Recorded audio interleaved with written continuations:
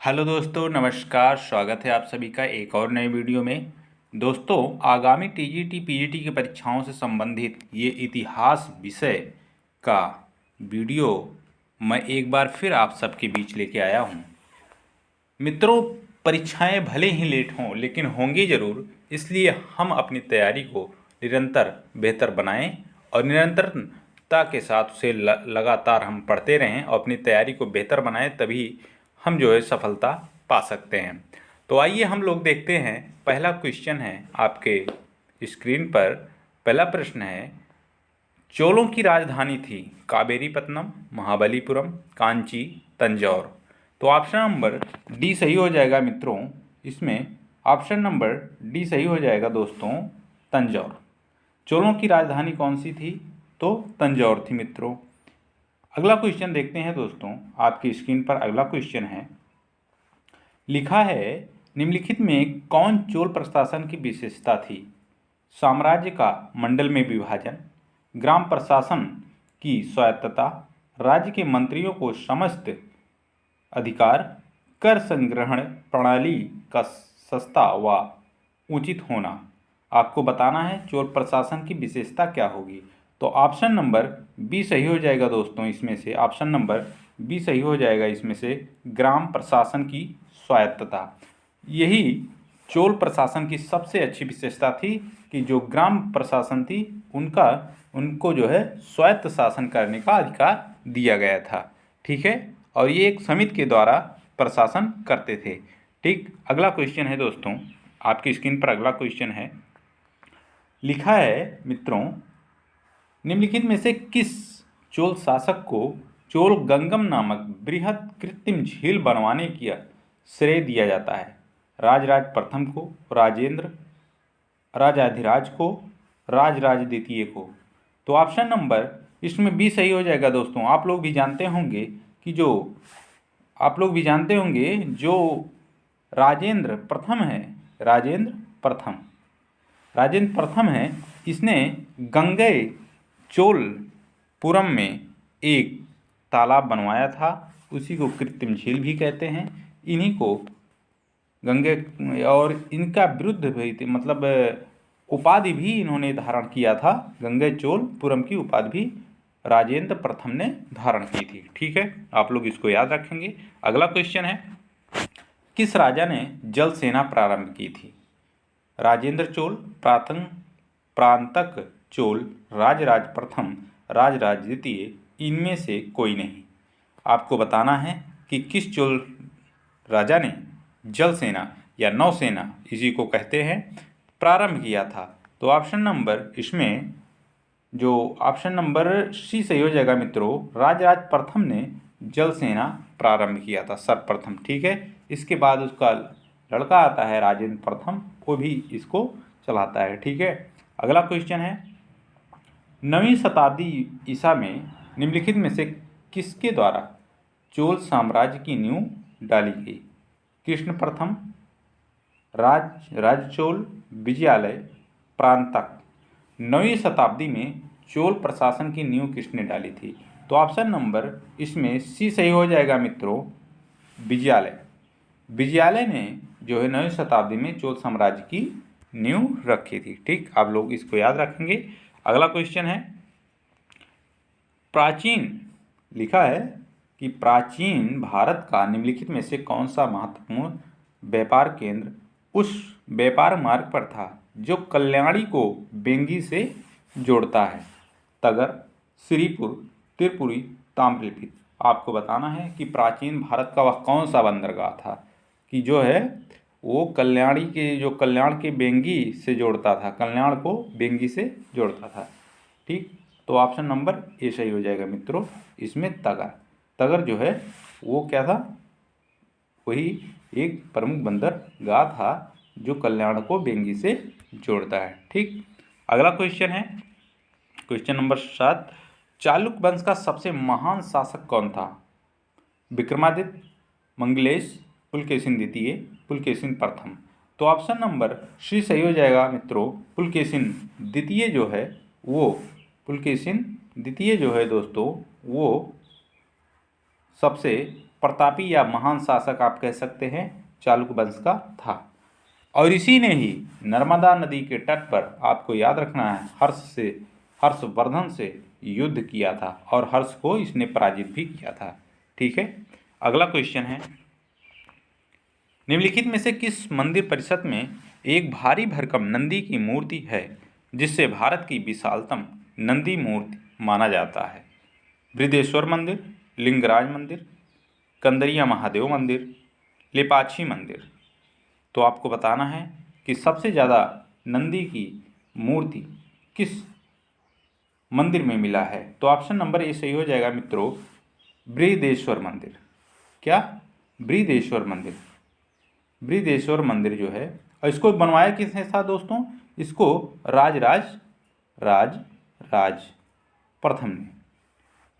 प्रथम ने इसको बनवाया था मित्रों। ठीक, तो ऑप्शन नंबर ए सही हो जाएगा। अगला क्वेश्चन देखते हैं, तंजौर का बृहदेश्वर मंदिर निर्मित हुआ था शासन काल में चोल सम्राट। वह कौन सा, कहने का मतलब है कौन सा सम्राट था कि जिसने तंजौर में बृहदेश्वर मंदिर बनवाया था? अभी तो मैंने इसको बता ही दिया, तो ये ऑप्शन नंबर कौन सा हो जाएगा? ऑप्शन नंबर बी सही हो जाएगा, राजराज प्रथम ने। किसने? राजराज प्रथम। ये राजराज प्रथम है जो है तंजौर में। कहाँ? तंजौर में। आपसे ये भी पूछा जा सकता है कि जो है बृहदेश्वर मंदिर कहाँ पे है? तो कहाँ है? तंजौर में। किसने बनवाया? राजराज प्रथम ने बनवाया। ठीक है, या पूछ लेगा कि किस काल में बनवाया, तो चोल काल में बना बृहदेश्वर मंदिर। कौन बनवाया? राजराज प्रथम ने बनवाया। अगला क्वेश्चन है दोस्तों, निम्नलिखित में से किसको दक्षिण भारत के विशेषकर चोल युग के स्थापत्यों की विश्व में श्रेष्ठतम प्रतिमा रचना माना जाता है? महिषासुरमर्दिनी, नटराज की, राम, सोमस्कंद की। तो ऑप्शन नंबर इसमें कौन सा सही हो जाएगा कि जो है दक्षिण भारत की जो चोल युग की स्थापत्य कला था उसमें सर्वश्रेष्ठ प्रतिमा की रचना हुई।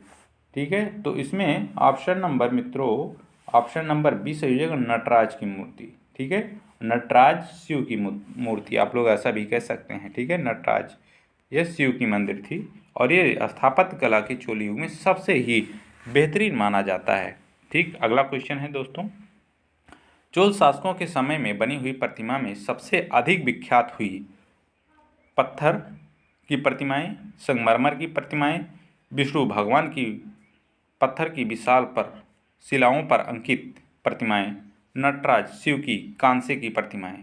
तो आपको बताना है, ये लगभग पिछले ही क्वेश्चन में हमने बता दिया था, लेकिन आप लोगों को शब्दों पे ध्यान देना होगा। ऑप्शन नंबर डी सही हो जाएगा, नटराज शिव की कांसे की जो प्रतिमाएं हैं वो चोल शासकों की बनी प्रतिमाएं सबसे अधिक विख्यात हैं। ठीक है, अगला क्वेश्चन है दोस्तों, अगला क्वेश्चन है कि वह चोल राजा कौन था जिसने श्रीलंका को पूर्ण स्वतंत्रता दी और सिंघल राजकुमार के साथ अपनी पुत्री का विवाह कर दिया था? आपको बताना है कि वह कौन सा राजा था। कुलोत्तुंग प्रथम, अधिराजेंद्र, राजेंद्र प्रथम, राजा अधिराज प्रथम। तो ऑप्शन नंबर ए सही हो जाएगा मित्रों, ऑप्शन नंबर ए, कुलोत्तुंग प्रथम जो था वो अपनी पुत्री का विवाह जो है वो सिंघल मतलब श्रीलंका के राजकुमार के साथ कर दिया था और इसने जो है वो पूर्ण रूप से स्वतंत्रता भी दे दी थी। ठीक, जो राजराज के काल में नहीं हुई, जैसे राजराज प्रथम के और राजेंद्र प्रथम ने नहीं दी थी छूट, लेकिन इसने सारी छूट दे दी थी। ठीक, तो ऑप्शन नंबर ए। अगला क्वेश्चन देखते हैं, ईसा की प्रारंभिक शताब्दियों में भारत तथा रोम के बीच घनिष्ठ व्यापारिक संबंधों की सूचना किस पुरास्थल की खुदाई से प्राप्त होती है? मदुरै, ताम्रलिप्ति, तोंडी, अरिकामेड। तो ऑप्शन नंबर डी सही हो जाएगा दोस्तों, जो भारत और रोम के बीच व्यापार का संबंध होता था वो कहाँ किससे संबंधित होता था? तो वो होता था अरिकामेड बंदरगाह से। ठीक है, अगला क्वेश्चन है दोस्तों, निम्नांकित राजवंशों में से किसके शासक अपने शासनकाल में ही अपना उत्तराधिकार घोषित कर देते थे? चालुक्य, चोल, कदम्ब, कलचुरी। तो ऑप्शन नंबर बी सही हो जाएगा मित्रों, ऑप्शन नंबर बी सही हो जाएगा। चोल राजा जो है अपने जो है, वैसे तो सभी अपने राज्यकाल के ही दौरान वो अगला उत्तराधिकार अपना नियुक्त कर देते थे, लेकिन चोल काल में विशेषकर ये होता था। ठीक है, चोल राजाओं के द्वारा।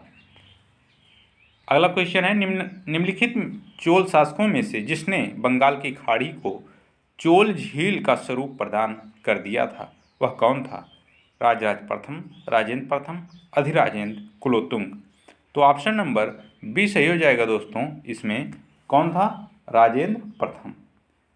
इसी ने ही अभी मैंने बताया कि गंगे चोल की उपाधि धारण की थी और गंगे चोलपुरम में ही एक तगाड़ या तालाब का इनसे निर्माण भी करवाया था। ठीक है, अगला क्वेश्चन है, चोल शासकों लिखा है कि चोल शासकों के शासनकाल में निम्नलिखित में से कौन सा वरियम उद्यान का कार्य देखता था? पोनवरियम, एरीवरियम, तट्टवरियम, समवोत्तर वरियम। तो आपको बताना है इसमें कौन सा जो है वरियम उद्यान प्रशासन है। उद्यान प्रशासन का जो कार्य देखता था वो तट्टवरियम, ऑप्शन नंबर सी सही हो जाएगा दोस्तों। तट्टवरियम देखता था। और ये पोनवरियम जो है ये स्वर्ण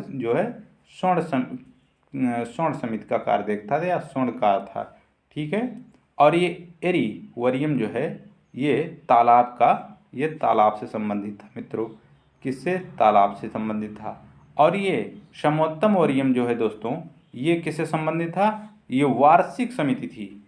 समोत्तर वरियम वार्षिक समिति थी। ठीक है, ये वार्षिक समिति थी मित्रों। ठीक, अगला क्वेश्चन है आपके स्क्रीन पर, निम्नलिखित में से कौन चोल प्रशासन की विशेषता थी?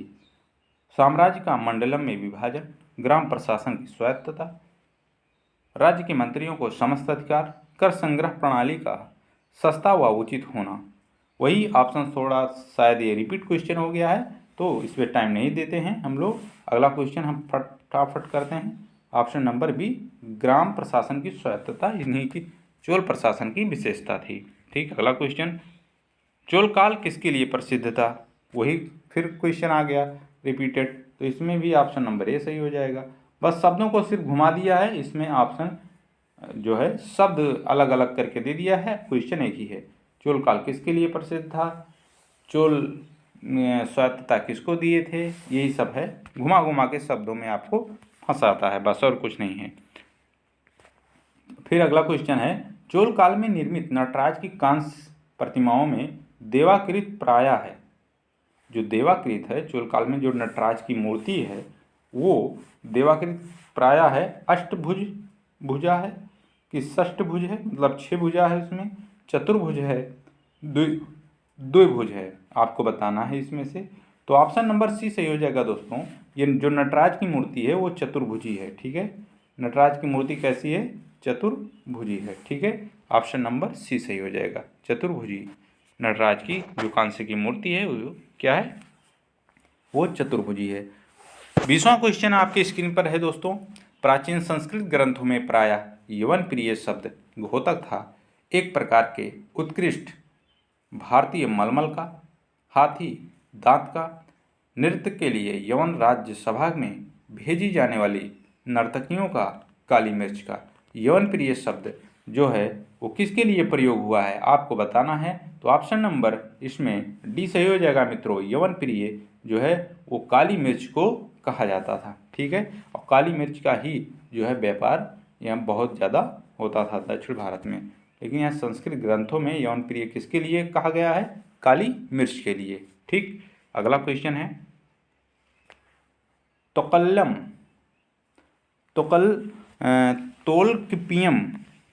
तोल्कापियम ग्रंथ संबंधित है। आपको बताना है तोल्कापियम जो ग्रंथ है वो संबंधित प्रशासन से, विधि से, व्याकरण और काव्य से, उपयुक्त सभी से। तो ऑप्शन नंबर इसमें सी सही हो जाएगा दोस्तों। जो तोल्कापियम है वो किससे संबंधित है? व्याकरण और काव्य से संबंधित है मित्रों। किससे संबंधित है? व्याकरण और काव्य से, व्याकरण और काव्य से। अच्छा, इसकी रचना किसने किया था दोस्तों? इसकी रचना जो है तोल्कापियर ने किया था।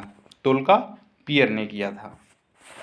तोल्कापियम की रचना तोल्कापियर ने किया था। ठीक है, इसको भी आप लोग याद रखेंगे क्योंकि लेखक भी पूछता है। ठीक, निम्नलिखित में से दक्षिण भारत का कौन सा राजवंश अपनी नौसैनिक शक्ति के लिए प्रसिद्ध था? नौसैनिक शक्ति अभी हमने पीछे बताया, किसने किया था? राजराज प्रथम ने सर्वप्रथम नौसैनिक शक्ति गठित की थी। उसके बाद जो है राजेंद्र प्रथम ने, ये सब। लेकिन यहाँ राजवंश की बात पूछ रहा है, कौन सा राजवंश था? तो आपको ऑप्शन नंबर ए सही हो जाएगा। कौन सा ऑप्शन? तो चोल राजवंश, क्योंकि राजराज प्रथम किस वंश का था? चोल वंश का था। ठीक है, अगला क्वेश्चन है, निम्नांकित राजवंशों में से किसके शासक अपने शासन काल में ही अपना उत्तराधिकार घोषित कर देते थे? तो ये ऑप्शन सिर्फ चेंज है मित्रों, और क्वेश्चन वही सेम है। ठीक, ऑप्शन चेंज है यहाँ बस। ठीक, अगला क्वेश्चन देखते हैं, तोल्कापियम ग्रंथ है किससे? वही है, एक क्वेश्चन रिपीटेड हो गया है दोस्तों। आगे हम लोग बढ़ते हैं। ये भी क्वेश्चन जो है मित्रों, ये भी क्वेश्चन जो है थोड़ा रिपीटेड है, लेकिन इसमें जो है ऑप्शन थोड़ा सा बदला हुआ है। संगम साहित्य में तोल्कापियम एक ग्रंथ है, तमिल कविता, तमिल व्याकरण, तमिल वास्तुशास्त्र का, तमिल राजशास्त्र का। तो ऑप्शन नंबर इसमें क्या सही हो जाएगा? ऑप्शन नंबर बी सही हो जाएगा मित्रों, ऑप्शन नंबर बी सही हो जाएगा। ये तमिल व्याकरण है। ठीक है, अच्छा किस भाषा में? ले संस्कृत भाषा में लिखा गया है, लेकिन ये तमिल व्याकरण है दोस्तों। चोल शासक का नाम बताइए जिसने श्रीलंका के उत्तरी भाग पर विजय प्राप्त किया था। बहुत ही इम्पोर्टेंट क्वेश्चन है। राजराज प्रथम ने, राजेंद्र प्रथम ने, प्रांतक प्रथम ने, आदित्य प्रथम ने। तो आपको बताना है कि वह चोल कौन सा राजा था, कौन सा शासक था चोल जिसने श्रीलंका के उत्तरी भाग को जीत लिया था? तो वो ऑप्शन नंबर ए सही हो जाएगा। राजराज प्रथम जो था उसी ने जो है जीत लिया था उत्तरी श्रीलंका को। ठीक, अगला क्वेश्चन है दोस्तों कि चोल राजाओं में से किस एक ने सीलोन पर विजय प्राप्त की थी? अब यहाँ सीलोन या मतलब श्रीलंका, यहाँ पूरी श्रीलंका की बात हो रही है मित्रों कि पूरी श्रीलंका को किसने जो है विजय प्राप्त की कर लिया था? आदित्य प्रथम, राजा प्रथम, राजेंद्र प्रथम विद्यालय ने। तो आपको बताना है कि किसने। तो ऑप्शन नंबर इसमें सी सही हो जाएगा मित्रों। राजराज प्रथम जो था वो पूरी सीलोन या श्रीलंका, वैसे सीलोन ही लिख के आता है, सीलोन या श्रीलंका, आप लोग शब्दों से ना उलझिएगा। सीलोन या श्रीलंका लिख के है कोई भी, लेकिन संपूर्ण श्रीलंका पर किसने विजय प्राप्त किया था ऐसा भी पूछा जा सकता है। तो राजेंद्र प्रथम ने। अगर उत्तरी श्रीलंका पर ऐसे पूछे कि उत्तरी श्रीलंका को किसने जीता था, तो वो राजराज प्रथम ने जीता था। ठीक है, अगला क्वेश्चन देखते हैं दोस्तों, संस्कृत के कवि और नाटककार कालिदास का उल्लेख हुआ है पुलकेशिन द्वितीय के ऐहोल अभिलेख में, मिहिर भोज के ग्वालियर अभिलेख में, कुमारगुप्त प्रथम के करमंदा शिवलिंग अभिलेख में, चंद्रगुप्त द्वितीय की मथुरा स्तंभ लेख में। तो ऑप्शन नंबर ये सही हो जाएगा मित्रों, ऑप्शन नंबर ए पुलकेशिन द्वितीय के ऐहोल अभिलेख में जो है वो कालिदास का उल्लेख हुआ है। किस शासक ने सिंघल द्वीप के विरुद्ध 2 समुद्री अभियान भेजा था? आपको बताना है वह कौन सा शासक था जो श्रीलंका में 2 समुद्री अभियान भेजा था। राजा राम ने, नरसिंह वर्मन प्रथम ने, कीर्तिवर्मन प्रथम ने, जयसिंह ने। तो ऑप्शन नंबर बी सही हो जाएगा। नरसिंह वर्मन ये पल्लव शासक था मित्रों, ये पल्लव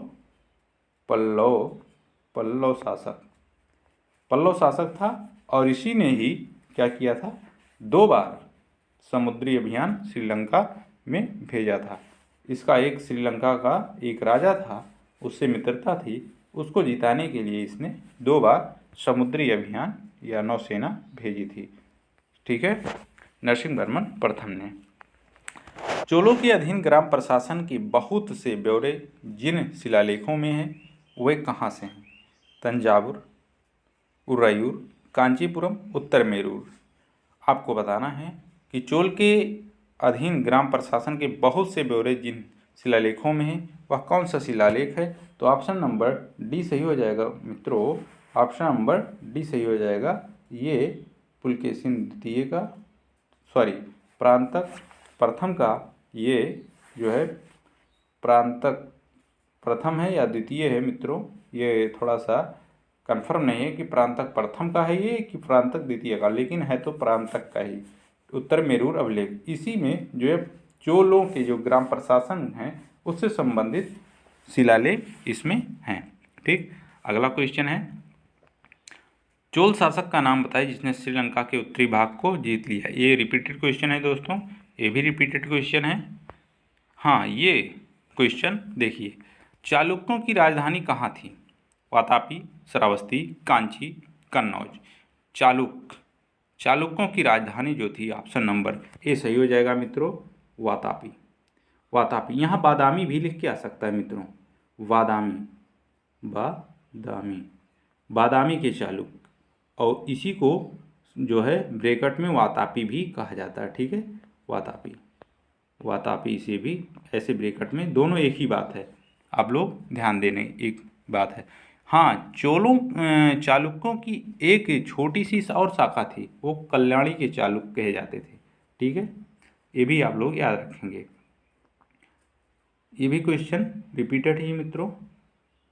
कवि कालिदास का नाम उल्लेख किस में है? क्योंकि मैंने इसलिए रिपीटेड कहा क्योंकि अभी हम लोगों ने पीछे पढ़ा था, लेकिन ये थोड़ा सा ऑप्शन और इस प्रश्न में भी अंतर है, उस क्वेश्चन इस क्वेश्चन में अंतर है, थोड़ा सा शब्दों को घुमाया बस।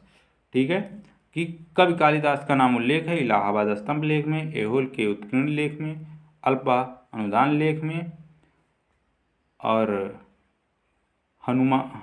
हनुकोंडा उत्कीर्ण लेख में। तो ऑप्शन नंबर यही बी सही हो जाएगा दोस्तों, ऐहोल प्रशस्ति में इनका उल्लेख है। ठीक, अगला क्वेश्चन है, चालुक्य वंश का सबसे महान शासक कौन था? विक्रमादित्य, पुलकेशिन द्वितीय, मंगलेश, पुलकेशिन प्रथम। तो आपको बताना है कि चालुक्य वंश का सबसे महान या सबसे प्रतापी शासक कौन सा था? तो पुलकेशिन द्वितीय। ऑप्शन नंबर बी, यहाँ बी लिखना चाहिए दोस्तों, ये ऑप्शन नंबर बी ये सही हो जाएगा, ये ऑप्शन नंबर सी है। ठीक है, आप लोग इतना जानिए, लेकिन इतना सिर्फ आप लोग याद रखें कि चालुक्य वंश का सबसे महान या प्रतापी शासक कौन था? पुलकेशिन द्वितीय था। ठीक, अगला क्वेश्चन है, निम्नलिखित में से किस वंश द्वारा प्राय महिलाओं को प्रशासन में उच्च पद प्रदान किए जाते थे? ये क्वेश्चन बहुत ही अच्छा है कि आपको बताना है किस वंश की जो महिलाएं होती थी वो प्रशासन में भी भाग लेती थी। चोल, पाल, चालुक्य, सेन। हम लोगों ने चोलों के बारे में पढ़ा, पाल के बारे में पढ़ा, चालुक्य और सेन के बारे में भी पढ़ा होगा। ठीक है, लेकिन उसमें जो चालुक्य वंश की जो महिलाएं थी, ये जो है प्रशासन में उच्च पद प्राप्त की हुई थी। ठीक है मित्रों, किस वंश की? चालुक्य वंश की जो महिलाएं थी वो जो है वो महेंद्र वर्मन प्रथम की जो रानी थी, उसका नाम शायद मुझे इस समय नहीं याद आ रहा, लेकिन महेंद्र वर्मन प्रथम की जो रानी थी वो जो है प्रशासन की थी। ठीक है, तो देखते हैं फिर बस मित्रों आज इतना ही क्वेश्चन है, 36 क्वेश्चन आज थे। फिर अगले ये सारे चोल, पल्लव और चालुक्य वंश संबंधित ये क्वेश्चन थे मित्रों। ऐसे ही वीडियो में फिर किसी और वीडियो में ऐसे ही प्रश्न लेके मिलूँगा। तब तक के लिए सभी को जय हिंद, नमस्कार।